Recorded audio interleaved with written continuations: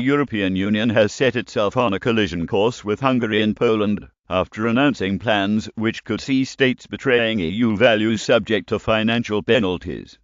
Eurosceptic MP Nigel Evans has issued a stern warning to Brussels, suggesting that the bossy behaviour Eurocrats have towards the eastern states could ultimately lead to the destruction of the bloc. Speaking exclusively to Express.co.uk, Mr. Evans said, "If they want to see the destruction of the European Union, they can carry on doing exactly what they have been doing up to now, because the people of these countries simply want to stand for it." Polish people are not going to be bossed around by the European Union. For goodness sake, they were bossed around by another country for so many years they broke free of that yoke.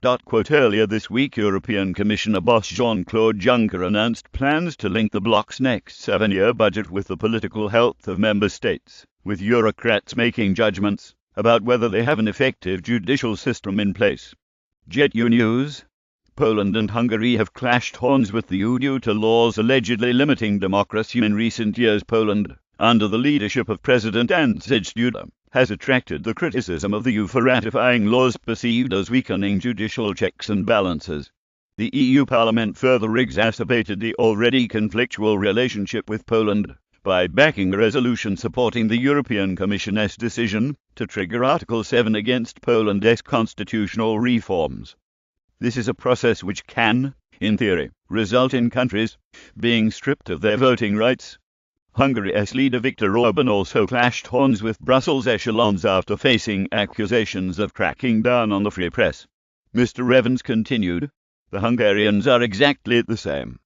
Polish people are not going to be bossed around by the European Union." Nigel Evans: When the Hungarian Prime Minister speaks on behalf of his people, he is doing exactly what he is paid to do. To have some faceless bureaucrats in Brussels telling them that they simply aren't good enough, that the people who voted for the Hungarian politician or the Polish politician they somehow should be supplanted by the wishes of an unelected president in the European Commission, forget it. Mr. Evans also warned Mr. Juncker to stop being scared of Brexit, to focus instead on the reasons behind the increasing unpopularity of the institution.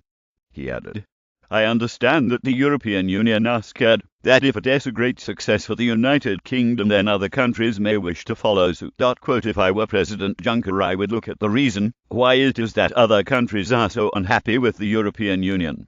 I don't think Juncker gets the message.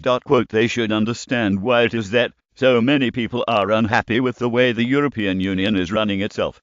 If I were them, I should look at a far more soft-touch European Union that is working on behalf of the citizens of the European Union, which then would be reflected in the ballot box.